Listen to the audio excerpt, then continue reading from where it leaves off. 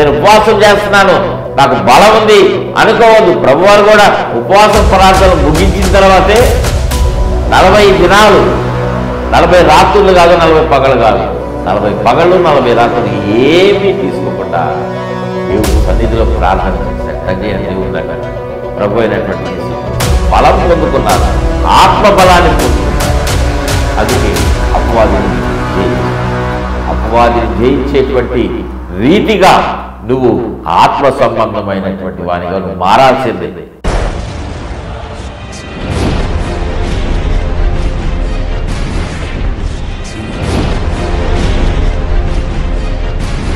ప్రియ దేవుని బిడ్డలారా, మారు మనసు అనేటువంటి మాటను మనము జ్ఞాపకం చేసుకుంటున్నాం, ధ్యానం చేసుకుంటున్నాం కదా. మారు మనసు అంటే మనం వెళ్ళేటువంటి మార్గము ఆ త్రోవ సరి అయినది కాదు అని మనకు తెలిసినప్పుడు మనము ఇంకా ఏమాత్రము కూడా మరొక అడుగు ముందుకు వెళ్లకుండా వెంటనే మనము వెనుదిరిగి మనం వెళ్ళాల్సినటువంటి మార్గంలోనికి ప్రయాణం అవటమే మారు మనసుగా మనము జ్ఞాపకం చేసుకోవాలి, గుర్తుపెట్టుకోవాలి. ఈ మారు మనసు అనేటువంటిది లేఖనాలలో మనం చూసినట్లయితే 2 రకాలుగా మనకు కనిపిస్తుంది. మొదటిది, దేవునితోటి సమాధాన పడనటువంటి వారు పొందేటువంటి మారు మనసు. జాగ్రత్తగా వింటున్నారా?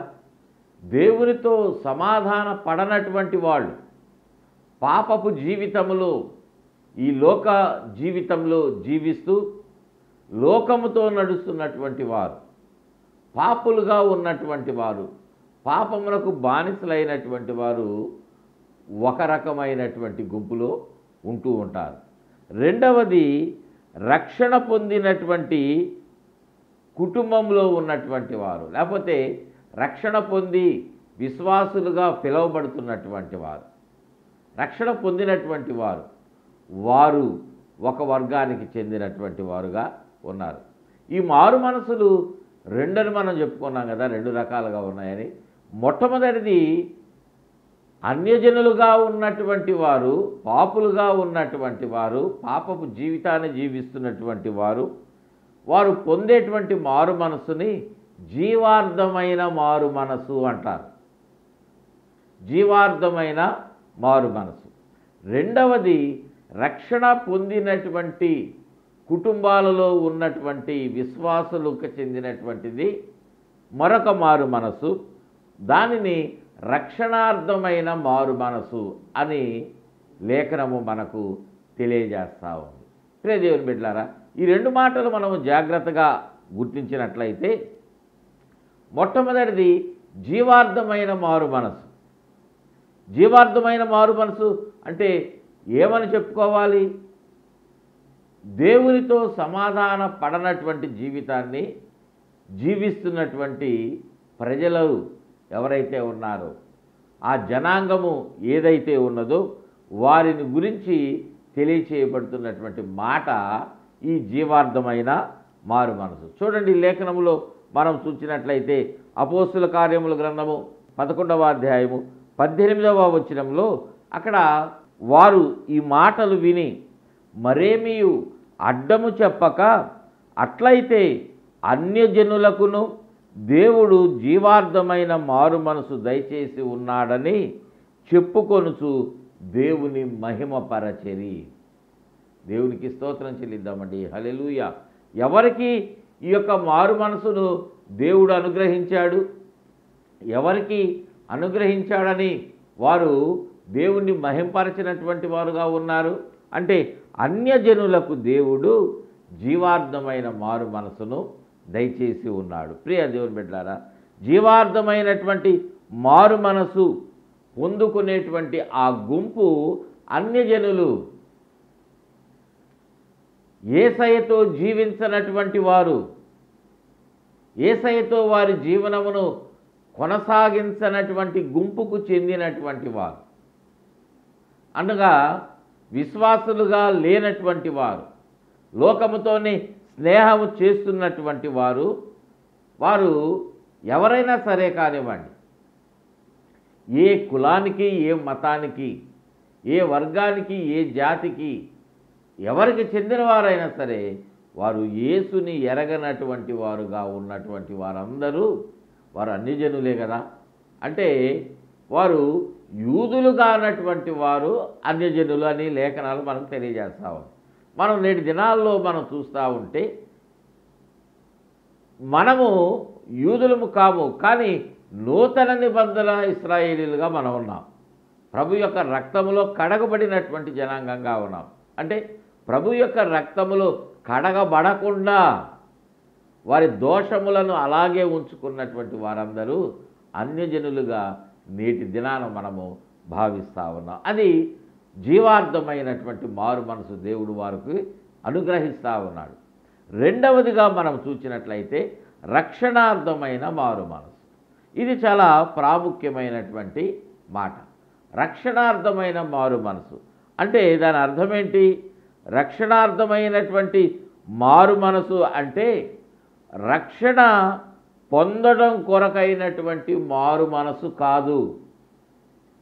రక్షణ పొందడం కొరకైనటువంటి మారు మనసు కాదు, కానీ మన రక్షణను కొనసాగించుకోవటానికి పొందుకునేటువంటి మారు మనసు. ఈ రెండింటికి చాలా తేడా ఉంది. రక్షణ పొందుకున్నాము, కానీ చాలామంది దానిని కొనసాగించుకోలేకపోతా ఉన్నాం. చాలామంది విశ్వాసులు రక్షణ పొందుకొని వెనుకకు జారిపోతున్నటువంటి వారు చాలామంది ఉన్నారు కదా. క్రియారూపకంగా పాపము చేయకపోవచ్చేమో, క్రియారూపకంగా హత్యలు చేయకపోవచ్చేమో, స్వయంగా వారు వ్యభిచారం అనేటువంటి పాపములు పడిపోకపోయి ఉండొచ్చేమో, కానీ వారి తలంపుల ద్వారా, వారి మనసుల ద్వారా, వారి ఆలోచనల ద్వారా వారు ఆ పాపాన్ని చేస్తూ ఉన్నారేమో. ప్రియ దేవుని బిడ్డలారా, మనము ఈ యొక్క విషయంలో చాలా జాగ్రత్త వహించాలి. అంటే మనము వేరొకరి మీద కోపపడితేనే దేవుడు దానిని చాలా ఘోరమైనటువంటి పాపముగా భావిస్తూ ఉన్నాడు. వాడిని చంపేయాలన్నంత కోపం ఉంది అని మనం కొన్నిసార్లు అనుకుంటాం, కానీ దేవుడు దానిని మనము నరహత్య చేసినట్లుగానే భావిస్తున్నటువంటి వాడుగా ఉన్నాడు. ప్రియ దేవుని బిడ్డలారా, నీ తలంపులు కూడా నువ్వు జాగ్రత్తగా ఉంచుకోవాల్సిందే. లేఖనం ఏం చెప్తా ఉందంటే కోపపడుడి కానీ పాపము చేయకుడి. నీ కోపము సాయంత్రంలో పెద్ద ముగించుకోవాల్సిందే, పశ్చాత్తాపడాల్సిందే, దేవుని దగ్గర దానిని విడిచిపెట్టాల్సిందే. అటువంటి రకమైన జీవితాన్ని మనము జీవించాలి. ఆ ఆలోచనలో కూడా మనం పాపంలోనికి వెళ్ళకూడదు. ప్రియ దేవుని బిడ్డలారా, మనం చూసినట్లయితే ఈ మారు మనసు ఎలా ఉన్నది? రక్షణార్థమైనటువంటి మారు మనసు అంటే లేఖనాల్లో మనకు ఒక మాట తెలియజేస్తూ ఉన్నది. చూడండి, కొరింథీయులకు రాసినటువంటి 2వ పత్రికలో 7వ అధ్యాయము 9వ వచనంలో మీరు దుఃఖపడితిరని సంతోషించటం లేదు, కానీ మీరు దుఃఖపడి మారు మనసు పొందితిరని ఇప్పుడు సంతోషిస్తూ ఉన్నారు. మీరు దుఃఖపడ్డారని నేను సంతోషపడట్లా. పౌలు అంటూ ఉన్నాడు కొరింథీ సంఘాన్ని గురించి వ్రాస్తూ, మీరు దుఃఖపడి మారు మనసు పొందారని నేను ఇప్పుడు సంతోషిస్తా ఉన్నా అని చెప్పి ఏమంటున్నాడు? ఏలయనగా ఏ విషయములోనైనను మా వలన మీరు నష్టము పొందకుండుటకై దైవ చిత్తానుసారముగా దుఃఖపడితిరి. దైవ చిత్తానుసారమైన దుఃఖము రక్షణార్థమైన మారు మనసును కలుగచేయును. దేవునికి స్తోత్రం చెల్లిద్దామండి. హల్లెలూయా. ఏ దుఃఖం మనకు అవసరము? అయ్యో నేను తప్పు చేశానని ఒక నిమిషం అట్లాగా దుఃఖపడి మరలా పాపం జీవితంలోనికి చాలామంది వెళ్ళిపోతున్నారేమో. కానీ మనము ఎలాంటి దుఃఖము కలిగి ఉండాలంటే దేవుని చిత్తమును బట్టి మనము దుఃఖము కలిగి ఉండాలి. అంటే దేవుని పాదాలు మనం పట్టుకోవాలి. మన పాప జీవితాన్ని, మనము అనుభవించినటువంటి కలిగి ఉన్నటువంటి ఆ రోత జీవితాన్ని, పాపం అంటే అది భయంకరం కదా, రోతే కదా. అందుకే రోత జీవితం అంటా ఉన్నా. ఆ రోత జీవితాన్ని మనము విడిచిపెట్టాలి. దైవ చిత్తానుసారమైన దుఃఖము ఎలాంటి మారు మనసును కలుగు చేస్తుందంట? రక్షణార్థమైన మారు మనసును కలుగు చేస్తూ ఉంటుంది. రక్షణార్థమైనటువంటి మారు మనసును కలుగు చేస్తుందండి. మీరు ఏ అనుభవంలో ఉన్నారు? మారు మనసు పొందిన దానిలో జీవార్థమైనటువంటి మారు మనసును మీరు పొందినటువంటి అనుభవంలో ఉన్నారు. కానీ రక్షణార్థమైనటువంటి మారు మనసును మీరు పొందారా? దేవుని యొక్క సన్నిధిలో దేవుని చిత్తమును బట్టి ఉన్నటువంటి ఆ దుఃఖమును, ఆ మారు మనసు మీరు కలిగి ఉన్నారా? లేఖనం మనకు చెప్తున్నటువంటి మాట కొరింథీయులకు రాసిన మొదటి పత్రిక 1వ అధ్యాయంలో 5, 6, 7 వచనాల్లో మనము చూసినట్లయితే అక్కడ కొరింథీ సంఘమును గురించినటువంటి శ్రేష్టమైన సందేశం అక్కడ వ్రాయబడింది. వారు ఎంత ఉన్నతమైనటువంటి స్థితిలో ఉన్నారు అనేటువంటి అంశాలు అక్కడ వ్రాయబడ్డాయి. ఏమంటా ఉన్నాడు అంటే, క్రీస్తును గూర్చినటువంటి సాక్ష్యము మీలో స్థిరపరచబడినందున. చాలా శ్రేష్టమైనటువంటి మాటలు ఈ సంఘాన్ని గురించి పౌలు తెలియజేస్తూ ఉన్నాడు. ఎలా ఉన్నారు మీరు అంటే, క్రీస్తును గూర్చినటువంటి సాక్ష్యము మీలో స్థిరంగా ఉంది. ఎంతమంది ఈ రోజుల్లో ఇలాంటి సాక్ష్యాన్ని కలిగినటువంటి వాళ్ళుగా ఉన్నారండి? మీరున్నారా ఈ స్థితిలో? క్రీస్తును గూర్చినటువంటి సాక్ష్యము మీ ప్రవర్తనను, మీ మాటను, మిమ్మలను చూసి గ్రహిస్తే ఎవరికైనా ఆ సాక్ష్యం అనేటువంటిది బయటపడుతుందా మీలో నుండి? జాగ్రత్త ప్రియదేవుని బిడ్డ. రెండవదిగా తెలియజేస్తూ ఉన్నటువంటి మాట, ఆయన యందు మీరు ప్రతి విషయములోనూ, అనగా సమస్త ఉపదేశములోను, సమస్త జ్ఞానములోను ఐశ్వర్యవంతులైరి. ఎంత గొప్ప మాట ఇక్కడ సాక్ష్యంగా తెలియజేస్తూ ఉన్నాడు పౌలు భక్తుడు. నేటి దినాన మనుషులు ఏ స్థితిలో ఉంటా ఉన్నారు? వాళ్ళ ఆలోచనలా ఉన్నాయి. నేను బాగా సంపాదించాలి, మా బిడ్డలు బాగా సంపాదించాలి, వాళ్ళు ఫారెన్ వెళ్ళి సంపాదించుకోవాలి, ఇక్కడ ఇండియాలో వద్దు, విదేశాల్లో స్థిరపడాలి, గల్ఫ్ వెళ్ళాలి, దుబాయ్ వెళ్ళాలి, విలాసవంతమైనటువంటి జీవితం వాళ్ళు జీవించాలి అని వాళ్ళ చదువుల కొరకు లక్షల రూపాయలు ఖర్చు పెడతా ఉన్నారు. వాడు మంచి చదువు చదివితే కోట్ల రూపాయలు కట్నం వస్తుంది అనేటువంటి ఒక ఆలోచన. వాళ్ళ బిడ్డలు తరతరాలు సంతోషంగా ఉంటారనేటువంటి ఆలోచనలో ఐశ్వర్యవంతులుగా ఉండాలనేటువంటి తలంపే. వ్యాపారం ఎలా అయినా చేయండి, ప్రభుత్వాన్ని మోసం చేయొచ్చు, గవర్నమెంట్ని మోసం చేయొచ్చు, దేవుని మోసం చేయొచ్చు, అబద్ధాలాడొచ్చు, అన్యాయంగా వ్యాపారాలు చేయటం లేదనే దినాల్లో చేస్తూ ఉన్నారు కదా. మీకు తెలుసు కదా, మీరు ఎన్నిసార్లు మోసపోతూ ఉన్నారు. పాల వ్యాపారం చేసేవాళ్ళు పాలల్లో నీళ్లు కలుపుతూ ఉన్నారు, నీళ్ళల్లో పాలు ఎక్కువగా కలుపుతూ ఉన్నారు. అంటే ఆ పాలు చూస్తే పల్చగా కనిపిస్తాం, రేటు తేడా ఉంటుంది. తీసిన పాలు గేదె దగ్గర తీసినట్టు పట్టుకుంటే ఒక రేటు, ఇంటి దగ్గర పోసుకుంటే ఒక రేటు. ప్రియదేవుని బిడ్డలారా, కల్తీ కల్తీ కల్తీ, ఎక్కడ చూసినా కల్తీనే, ప్రతి వస్తువులో కల్తీనే. అందుకే ఆరోగ్యాలు ఇలా ఉంటా ఉన్నాయి, అనారోగ్యం ఎక్కువగా ఉంటుందంటే కారణం ఏంటంటే మనం తీసుకుంటున్నటువంటి ఆహారమే. ఇవన్నీ కూడా ఎలాంటివిగా ఉన్నాయంటే, మనము దేవుని సన్నిధిలో దేవుని చిత్తానుసారముగా మనం నడిచి ఐశ్వర్యవంతులుగా ఉండాలి, కానీ వ్యతిరేకంగా నడిచి కాదు. అందుకే ఇక్కడ అంటున్నాడు, కనుక మీరు ఎలా ఉన్నారంట? సమస్త ఉపదేశములో, జ్ఞాన విషయంలో ఐశ్వర్యవంతులుగా ఉన్నారు. ప్రియ దేవుని బిడ్డలారా, మనం ఏ విషయంలో ఉన్నాం? దేవుని గురించినటువంటి మాట విషయంలో, దేవుడిచ్చినటువంటి జ్ఞాన విషయంలో ఐశ్వర్యవంతులుగా ఉండాలి, గొప్పవారుగా మనము ఉండాలి. మరొక మాట ఏం రాయబడిందంటే, కనుక ఏ కృపావరమునందును లోపము లేక. కృపావరాలు ఉన్నాయి కదా, మనం కొరింథీయులకు రాసినటువంటి పత్రికలోనే వాటిని చదువుతాం. వాటిలో లోపం అనేటువంటిది ఉండకూడదు. ఆ కృపావరాలలో లోపము లేక మీరు మన ప్రభువైన యేసుక్రీస్తు ప్రత్యక్షత కొరకు ఎదురు చూస్తూ ఉన్నారు. దేవునికి మహిమ కలుగునుగాక. హల్లెలూయా, హల్లెలూయా. ఇది ఎంత శ్రేష్టమైనటువంటి వరమో కదా, ఎంత శ్రేష్టమైనటువంటి జీవితమో కదా. అటువంటి జీవితాన్ని ప్రభు యొక్క రాకడ కొరకు ఎదురు చూస్తూ ఉన్నారు అంటే దాని అర్థం ఏంటి? వారు సిద్ధపడినటువంటి అనుభవంలో ఉన్నారు. సిద్ధపాటు అనేటువంటిది వారి జీవితంలో వాళ్ళు కలిగినటువంటి వారుగా ఉన్నారు.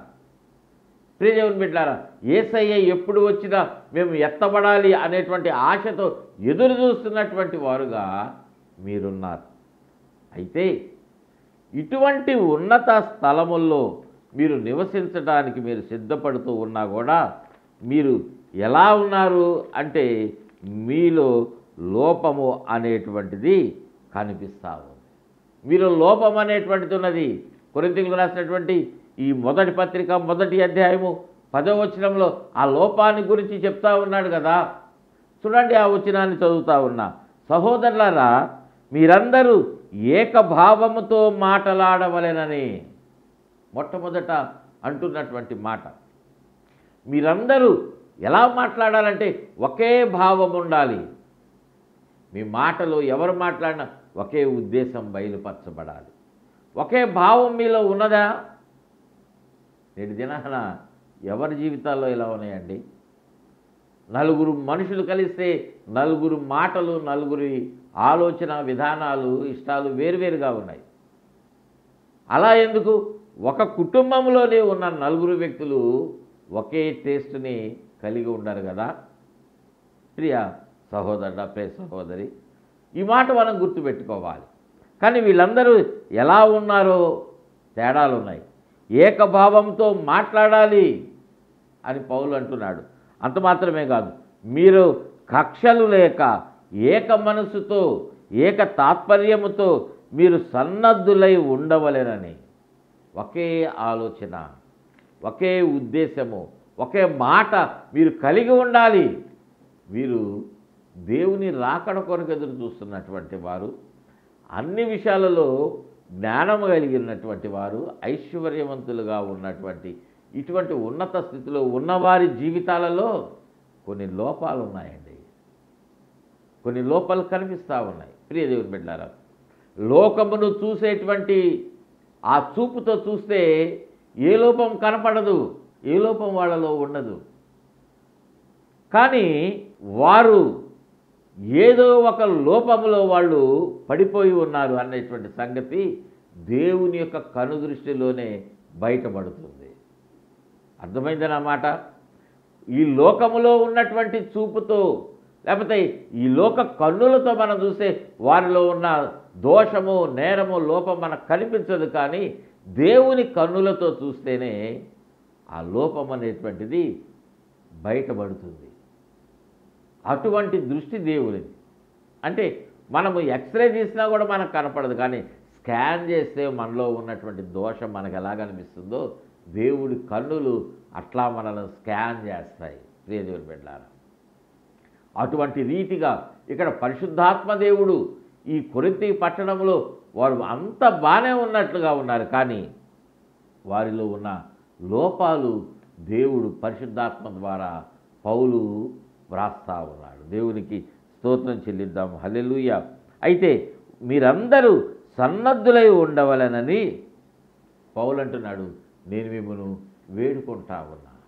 ఎందుకు వేడుకోవాలి అంటే మీరు ఎంత సిద్ధపడుతున్నా కూడా సిద్ధపాటు సరిగ్గా లేకపోతే మీలో లోపాలు అనేటువంటివి ఉంటాయి. ఇలాగా మనం చూసినట్లయితే చాలా లోపాలు కనిపిస్తూ ఉన్నాయి. చాలా లోపాలు అనేటువంటివి కొరింథీ సంఘంలో కనిపిస్తూ ఉన్నాయి. కొరింథీయులకు రాసినటువంటి మొదటి పత్రికలో 5వ అధ్యాయంలో మీరు చదవండి. అక్కడ చదవటానికి ఇప్పుడు సమయం లేదు కాబట్టి ఆ రిఫరెన్స్ మాత్రమే చెప్పి నేను ముందుకు వెళ్తా ఉన్నా. అక్కడ కుటుంబంలో ఉన్నటువంటి లోపాలు చాలా కనిపిస్తూ ఉన్నాయి. చాలా లోపాలు కనిపిస్తూ ఉన్నాయి. వ్యభిచారము, జారత్వము, ఇలాంటి లోపాలు ఎన్నో కనిపిస్తూ ఉన్నాయి. కనపడనటువంటి లోపాలు. ప్రియ దేవుని బిడ్డలారా, ఇటువంటి స్థితిలో మనం ఉంటే వాటన్నిటిని మనము విడిచిపెట్టి మనం రక్షణను కొనసాగించుకోవాలి. దేవునికి స్తోత్రం చెల్లిద్దాం. హల్లెలూయా. అందుకే పరిశుద్ధాత్మ దేవుడు పౌలు ద్వారా ఒక మాటను ఫిలిప్పీ పట్టణంలో ఉన్న సంఘానికి జ్ఞాపకం చేస్తూ ఉన్నాడు.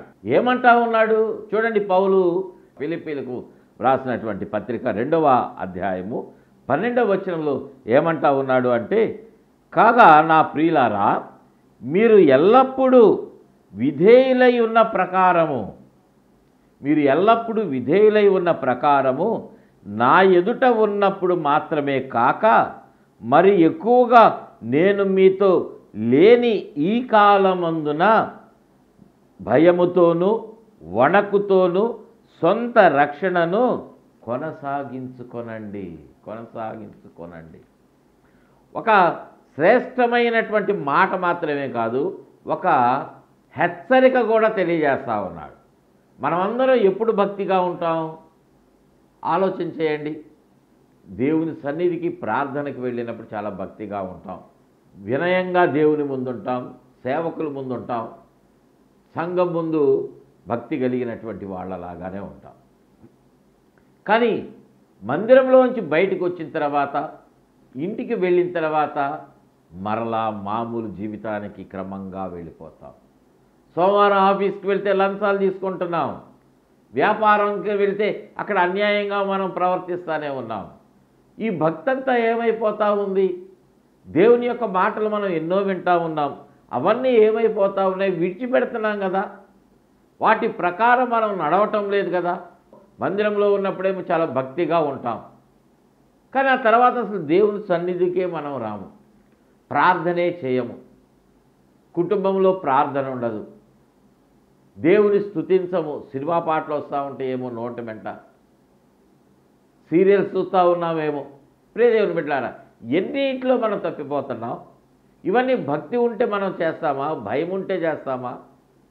అందుకే ఇక్కడ సంఘానికి తెలియజేసి ఒక హెచ్చరికను మాట్లాడుతూ ఉన్నాడు పరిశుద్ధాత్మ దేవుడు.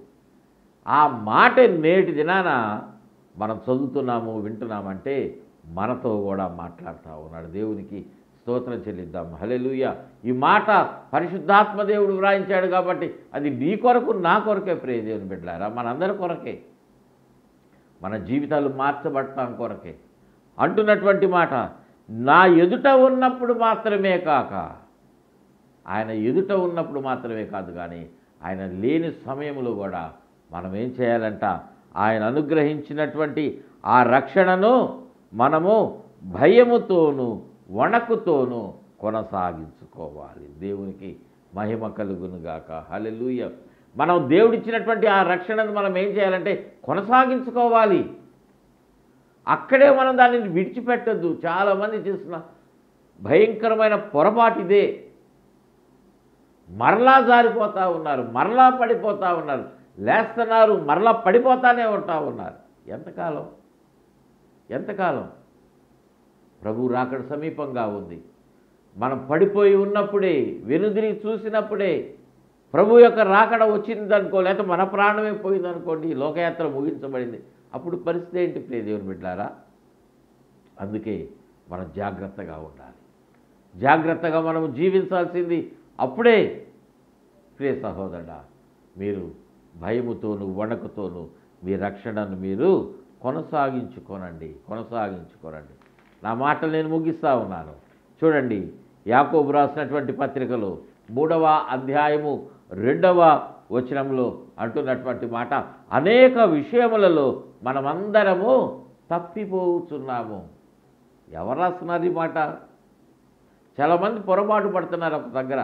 నేను చాలా తెలివైన వాడిని, చాలా జ్ఞానము కలిగిన వాడిని, నేను బాగా చదువుకున్నాను, విద్య నేర్చుకున్నాను, మంచి స్థాయిలో ఉన్నాను, ఉన్నత ఉద్యోగము చేస్తూ ఉన్నా, ఆఫీసర్ క్యాడర్లో ఉన్నా, నా కిందే చాలామంది పని చేస్తూ ఉన్నారు అని అనుకోవచ్చు.